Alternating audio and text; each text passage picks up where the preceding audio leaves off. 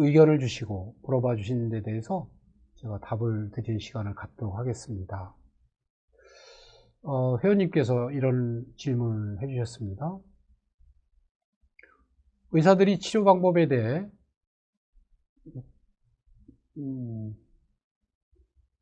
환자를 설득하기 위해서는 가장 먼저 신뢰를 얻고 그 다음에 감정적으로 좋은 관계를 맺은 후에야 비로소 이성적이고 논리적인 설명이 설득력을 가진다는 말씀은 정말 인상적이었습니다. 아유, 관심 있게 들어주셔서 제가 감사합니다. 보통은 논리적으로 설명을 하면 그리고 그 말이 맞다면 당연히 설득이 될 것이라고 생각하기 쉽기 때문에 내 말이 맞는데도 상대방이 내 말에 설득되지 않으면 당황하게 되기 때문입니다. 서로 어떤 관계를 맺은 후에 논리적 설명이 설득되는지 알게 되어 반가웠습니다. 동의해 주셔서 정말로 고맙습니다. 그런데 문득 큰 대학병원에서 임상 경험이 많이 있으신 교수님께서는 어떤 계기로 이런 깨달음을 가지고 실천하려고 노력하게 되셨는지 궁금합니다. 동시에 이런 깨달음을 실천하는데 어려움은 없으셨는지도요. 그렇습니다. 어떤 의사가 우선 나라에서 임상의사를 교육하고 배출하는데도 큰 비용이 듭니다. 사회적 비용이 듭니다. 따라서 의사들은 감사한 마음을 가지고 사회에 봉사할 의무가 있다고 저는 생각합니다. 의사가 되어서 이런 과정을 깨닫는 자기 성찰, 자기 교육 과정은 계속해서 이루어지는데요. 여기에 가장 큰 선생님은 환자입니다. 환자를 통해서 배우는 일이 가장 많습니다. 다른 식으로 표현하면 경험의 피드백입니다. 사실 다양한 경험을 많이 합니다. 저도 좋은 경험, 아픈 경험 수도 없이 많이 했습니다. 따라서 지금 이 강좌를 듣고 계신 젊은 의사분이 계시다면 당장 내가 이런 설득 과정에 미숙하다 하더라도 절대로 실망하지 마시고 꾸준히 목표를 가지고 경험을 피드백하면 나의 잘잘못을 분석하고 잘못은 버리고 잘된 것은 강화하고 하는 과정을 겪다 보면 제가 오늘 설명드린 그런 그 설득의 기술에 동의할 수 있는 그런 시간이 빠른 시간에 올 수 있을 거라고 생각이 됩니다. 대답이 됐는지 모르겠습니다. 다른 분의 의견을 좀 읽어보면 환자 입장에서는 치료만 잘해주어도 감사하다는 마음을 가지게 되는데 환자와 소통하기 위해 이러한 노력을 해주시는 의사 선생님들이 계시다면 환자로서는 정말 감사한 마음이 들 것 같습니다. 우리 공감 클리닉을 만드는데 발맞춰 주시겠다는 결심으로 이해하고 의견 감사히 받겠습니다. 우리 함께 손을 맞잡고 이 연구소에서 공감 클리닉 만드는 캠페인을 시작해서 사회 곳곳에 메아리가 울려 퍼질 수 있도록 함께 노력했으면 좋겠습니다. 다음 의견입니다. 의사 선생님과 환자가 오케스트라처럼 협력적인 관계를 가져야 하고 또 그렇게 한다는 생각은 놀라운 비유인 것 같습니다. 그런 생각을 해본 적이 없는 것 같습니다. 환자로서도 의사 선생님과 어떤 관계를 가져야 할까에 대해 생각해 보았습니다. 이런 오케스트라의 지휘자가 오늘은 환자나 가족들 말씀을 덜 드렸습니다만은 이런 의료진을 팀워크로 함께 노력을 하는 것을 이해해 주시고 거기에 신뢰와 존중을 보내주시면 아마 함께 공감 클리닉을 만드는데 큰 도움이 될 거라고 생각이 됩니다. 다음 말씀, 확실하게 자신의 판단이 실수였다, 잘못이었다 이렇게 인정하게 되는 순간이 있으셨는지요?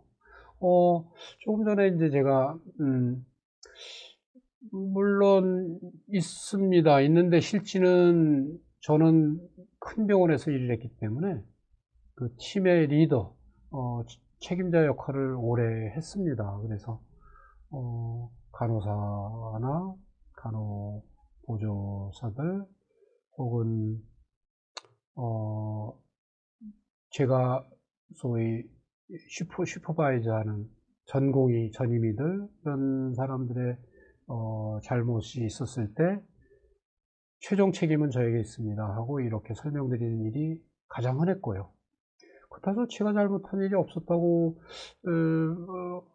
말할 수는 없을 것 같습니다. 기억을 되짚어보면 좀 오래전 일이었지만 그런 일도 있었던 것 같습니다. 그 순간에도 저는 있는 그대로 환자나 가족들에게 설명을 하였고, 제가 진실하게 말했을 때 저하고의 어떤 신뢰관계가 유지됐던 환자나 가족들은 항상 저를 이해하는 쪽으로 그 문제를 함께 마무리하고 해결하는 쪽으로 보조를 맞춰 주셨던 거로 저는 기억하기 때문에 진실한 의사를 강조하는 편입니다.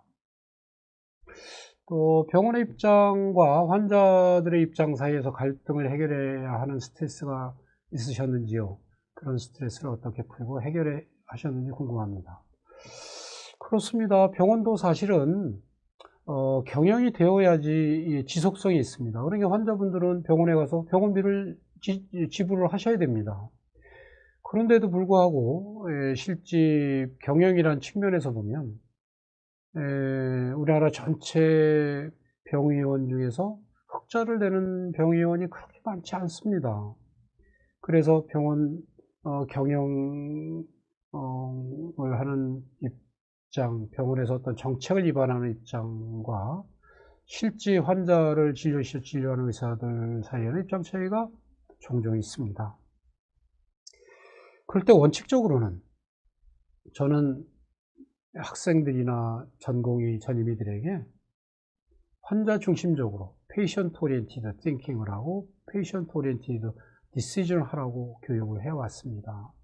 제가 아마 그런 경영 스트레스를 비교적 덜 받는 월급쟁이 의사여서 가능했던 일일 수도 있는데, 설사 그렇지 못한다 해도 제가 병원을 경영하는 어떤 의원의 원장이었다 해도, 제 수입이 좀 줄어든다 해도 저는 환자 중심의 진료를 할 수 있었지 않았을까 조심스럽게 생각을 합니다. 모릅니다. 제가 더 궁지에 몰렸으면 어땠을지는요.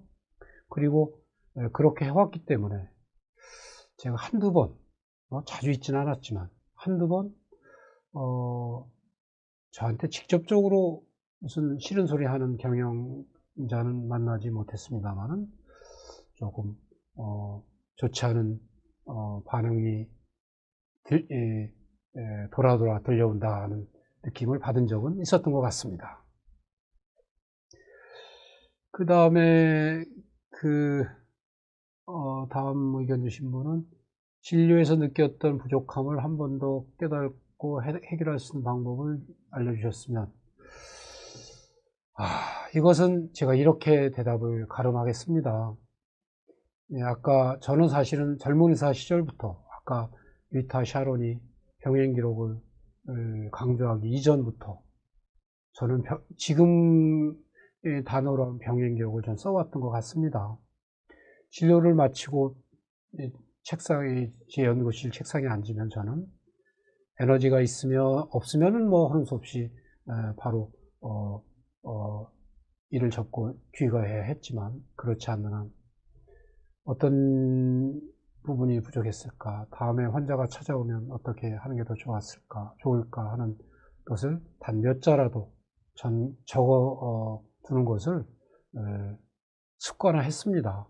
후배 의사들에게 이 방법을 다시 한번 권하고 싶습니다. 그러면 자신을 되돌아보고 다음에 치료실 찾는 내 환자에게, 나를 신뢰하고 찾아주는 내 환자에게 좀 더 많은 것을 베풀어 줄 수 있는, 베푼다는 표현을 제가 안 쓰려고 하는데, 좀 더 많은 문제를 해결해 줄 수 있는, 도와줄 수 있는 좀 계기가 될 수 있지 않겠는가 하고 강조 말씀을 드리겠습니다. 그 다음에 우리 강의 중에 되새길 내용이 많아서 공강좌 내용을 자료실에 올려주실 수 있는지는요.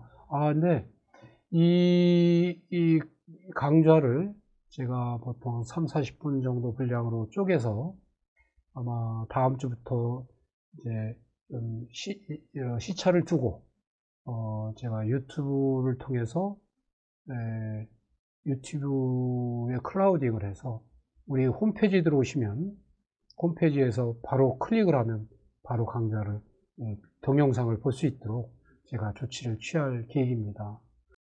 네, 오늘 뭐 채팅 내용과 의견 주신 분들 감사하고요. 오늘의 질의응답은 여기서 마무리하려고 하는데 괜찮겠습니까? 우리 다음 마지막 시간에도 반가운 얼굴로 만나서 단합대회를 할 수 있게 되기를 진심으로 바라겠습니다. 긴 시간 함께 해주셔서 고맙습니다. 감사합니다.